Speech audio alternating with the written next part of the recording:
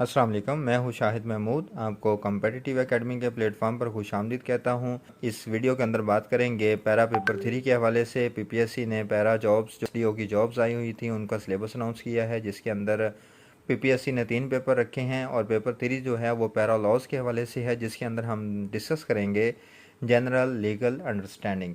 ये जो पेपर है ये सब कैंडिडेट्स के लिए एक चैलेंजिंग पेपर है। इसका जो सिलेबस है वो भी बड़ा वाइड सिलेबस रखा गया है, तो लिहाजा इन तमाम वीडियोस के अंदर ये जो लेक्चर सीरीज़ आपको दी जाएगी इसके अंदर कोशिश की जाएगी कि पेपर 3 जो है, पैरा का पेपर 3 जो है उसके तमाम जो डोमेन्स हैं उसको टच किया जाए और आप लोगों तक जो पीपीएससी का जो सिलेबस है उसके अकॉर्डिंग आप तक डाटा पहुंचाया जाए। तो लिहाजा वीडियो को आखिर तक लाजमी देखिएगा।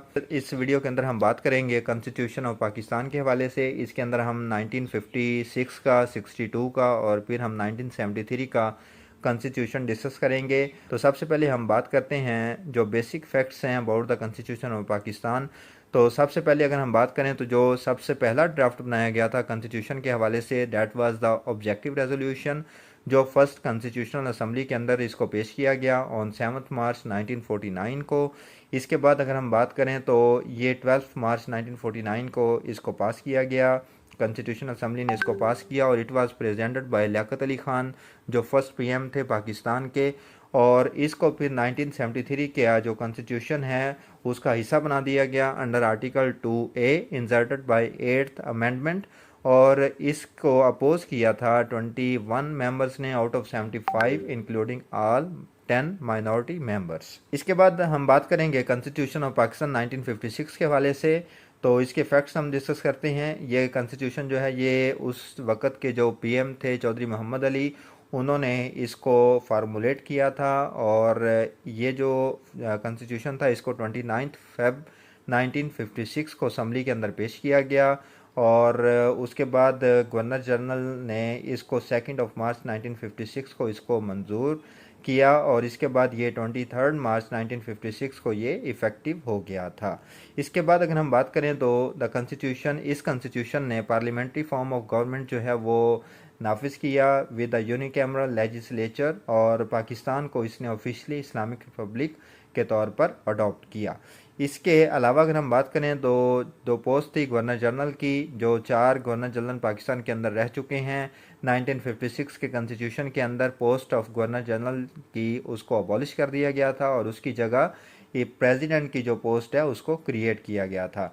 इट वाज एब्रोगेटेड ऑन 7 अक्टूबर 1958 को इसको मनसूख कर दिया गया था बाय सिकंदर मिर्ज़ा और ये टेन्योर था पीएम मलिक फ़िरोज़ ख़ान नून का। ये 7th पीएम हैं पाकिस्तान के और इन्हीं के दौर के अंदर जो ग्वादर पोर्ट है पाकिस्तान ने उसको ओमान से परचेज़ किया था।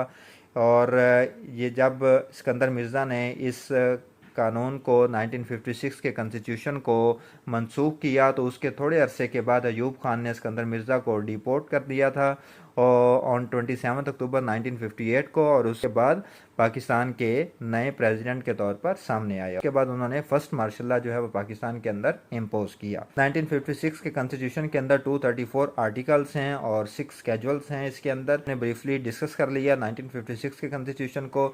अब हम 1962 का जो कॉन्स्टिट्यूशन है उसको हम डिस्कस करते हैं।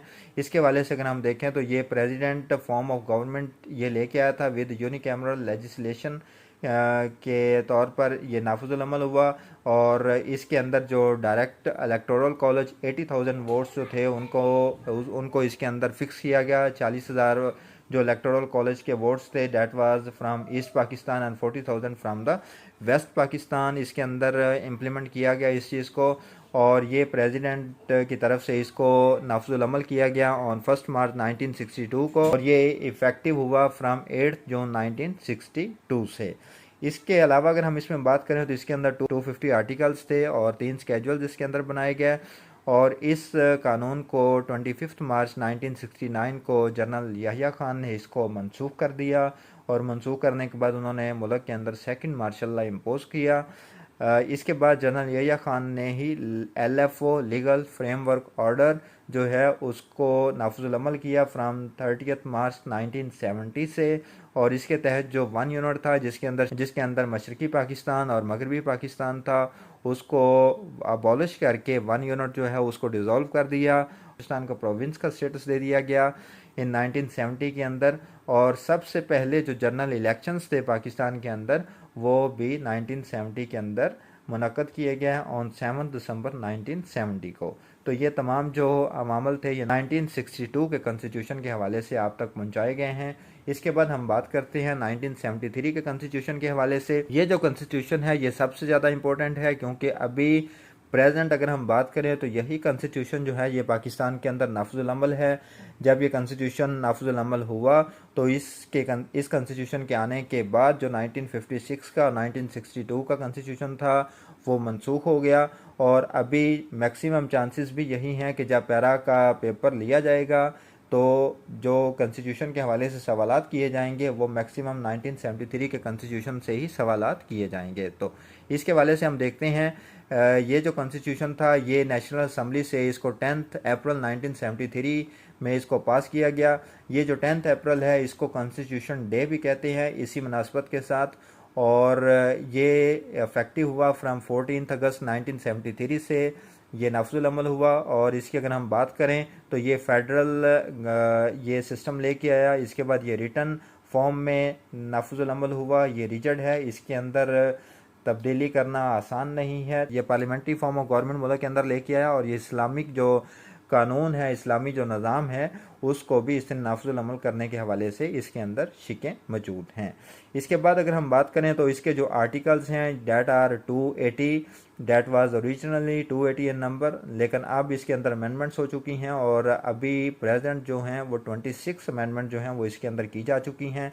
इसके बाद अगर हम बात करें इसके पार्ट्स की तो इसके 12 पार्ट्स हैं, चैप्टर्स इसके 25 प्लस चैप्टर्स हैं जो विद इन पार्ट्स जो हैं उनको तरतीब दिया गया है। और अगर हम इसके स्केजुअल्स की बात करें तो इसके 7 स्केजुअल्स हैं जो लास्ट पे इस कॉन्स्टिट्यूशन के अंदर अटैच किए गए हैं। और इस कॉन्स्टिट्यूशन के हवाले से अगर हम लैंग्वेज की बात करें तो उर्दू जो है उसको नेशनल लैंग्वेज का दर्जा दिया गया 1973 के कानून के अंदर और इंग्लिश को ऑफिशियली लैंग्वेज के तौर पर इस्तेमाल किया गया अनटिल फुल ट्रांजिशन। अगर आप पैरा के हवाले से तैयारी करना चाहते हैं तो नीचे दिए गए व्हाट्सएप नंबर के ऊपर रब्ता करके आप हमारे ऑनलाइन सेशन को ज्वाइन कर सकते हैं। हमारा जो लेटेस्ट ऑनलाइन सेशन है वो हम 22 अगस्त 2025 से शुरू करने जा रहे हैं। अगर आप हमारी डेमो क्लास को लेना चाहते हैं तो कल 22 अगस्त को हमारी डेमो क्लास होगी। और अगर आप डेमो क्लास को ज्वाइन करना चाहते हैं तो ये नीचे दिए गए नंबर्स के ऊपर रब्ता कर सकते हैं। आपके साथ डेमो क्लास का लिंक शेयर कर दिया जाएगा। हमारा जो सेशन होगा ये 2 मंथ्स का सेशन होगा और इंतहाई मुनासिब फ़ीस के अंदर, इंतहाई कम फ़ीस के अंदर आपको तमाम सिलेबस जो है वो कवर करवाया जाएगा। अगर आप डेमो सेशन लेना चाहते हैं तो इन नंबर्स के ऊपर रब्ता करके आप डेमो सेशन का लिंक हासिल कर सकते हैं।